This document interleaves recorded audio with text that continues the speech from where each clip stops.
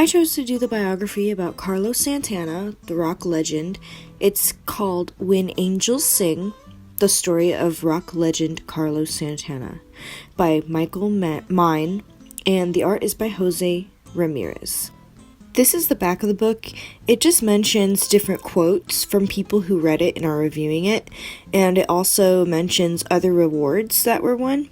And the picture is him as a little boy when he first got his guitarra, guitar in Spanish.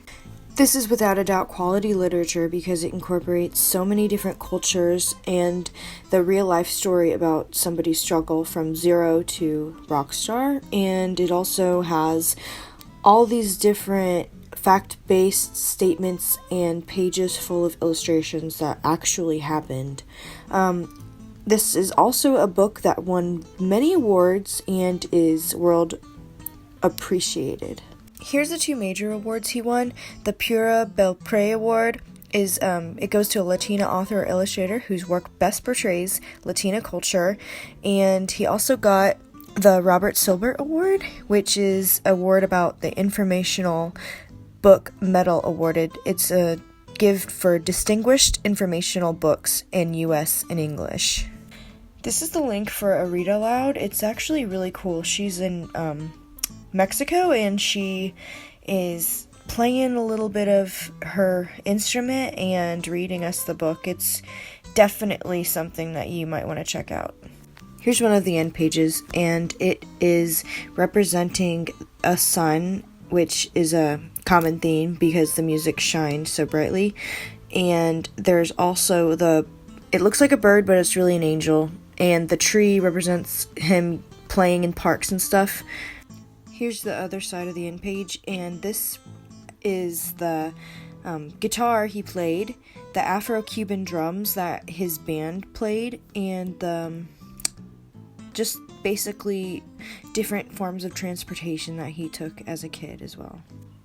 This is the end page in the back of the book. It's the same theme, but if you put those suns together, it's actually two halves of the face of the sun. It's actually pretty cool and creative. Here's the title page, and it's him playing the guitar, of course, as an adult. And I'm pretty sure this is also at Woodstock. And it just says, from the author, "To May, my angel." Then the illustrator said, "To those who chose to follow their dreams and make the world a better place," which is perfect for this story. So the way that the author chose to write this book is almost like he's writing to Carlos Santana. For example, the first sentence, he says, "When you were born, your tia abuela called you El Cristalino, the crystal one. She thought the light of angels shine through you." And, of course, the dad is holding the violin, because that's what he played. The baby is Carlos, and then that's his abuela. So this is Carlos Santana's dad when he's home. He's in the town square playing his violin. And the theme throughout the book is Carlos wanting to make the angels real, is what he says. I think that it basically means playing music that's very heavenly. And yeah, his dad was a traveling musician, so he was rarely home. But when he was home, he was always playing the violin. As he grew up, he tried different instruments. He tried the clarinet, he tried the violin, and he tried the el corneo, his grandfather's instrument, but nothing was like his fit. So he always thought, when I am good enough, they will come. And that's what he strived for. This is a illustration about his mother. So they're making dinner outside, and the soup is pozole, which is a traditional Mexican soup, and of course fruits and different things. This is when he was 8 years old, and he lived in Atlan de Navarro, so he was in Mexico. And they were poor, they didn't have a lot, and they didn't have any electricity, so they wanted to move to Tijuana. By 1958, they realized that they were still in the ghetto, and in Colonia Libertad, and he was definitely not wanting to do what his father wanted him to do, play on the side of the road for 50 cents. He felt like that was not what the angels wanted to hear. So he knew that he had a higher calling, he just didn't know what it was. Finally, his dad sent him a used guitar, and he thought that this was his thing. Here he's basically listening to the radio, trying to figure out what he wants to do, and he heard all these different instruments, but he never put his heart into it. He allowed the radio to put its heart into him. In 1963, they moved again to San Francisco, which they finally had running water and electricity. However, he was bullied so severely because he could not speak English. This made him run away back to Tijuana with his guitar, and even though he played his heart out, the angels still didn't come, in his opinion. And so finally his family came, they found him, and he was 17 at this time, and they made him move back to San Francisco. This was around the time where Latino American civil rights activists Cesar Chavez and Dolores Huerta founded National Farm Workers Association, which helped Latinos fight back for their rights against the exploitation of farm workers, because his brother was a farm worker and they were very cruel and crushing. So it gave him hope, and he kept playing and practicing, and he was searching for his sound. In 1966, he finally stepped out, and he was at the aquatic park, and he found the courage to just play, and he took the soul of blues, the brains of jazz, the energy of rock and roll, and added the slow heat of Afro-Cuban drums. This is exactly from the book. And it was his own sound for the very first time. At this point, he still felt like everybody else but his angels came to see him. He would always ask, "Am I good enough? Am I good enough?" And he was getting too old to believe in angels, he thought. This is where a little bit of history as far as the Martin Luther King Jr. Era and Vietnam era is mentioned, and he was very hopeful for making the world a better place with his music, and the freedom and peace era was at this time, 1968.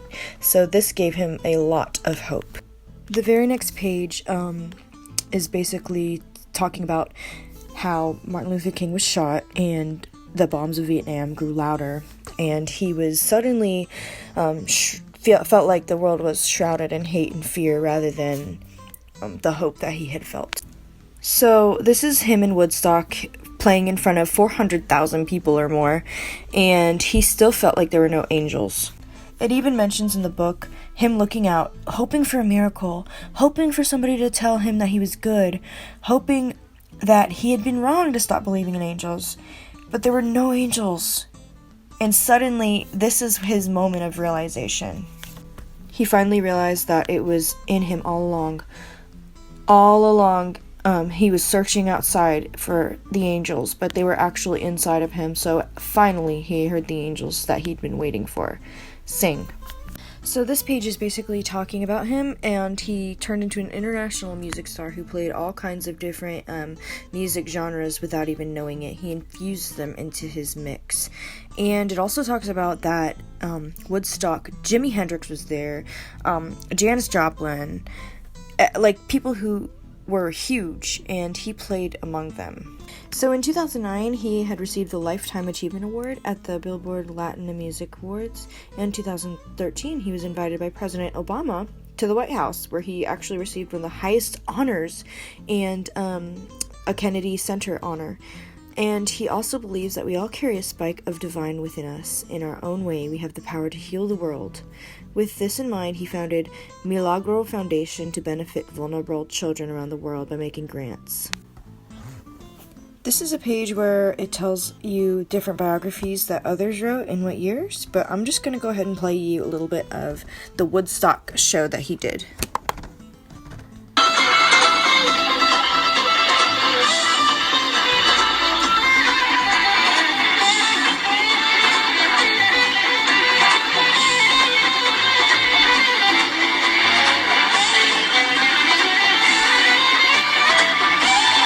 I chose this book because I do like this band, and also it was unique. It was a very eye-catching book with the illustrations, and I think that I made a really good choice because it gave us hope within this book while incorporating culture and diversity and history as far as the Vietnam War and Martin Luther King. So if you go ahead and go to this link, he's actually in a interview with Larry King, and he talks about his career, his awards, Woodstock, working with Jimi Hendrix and Coltrane.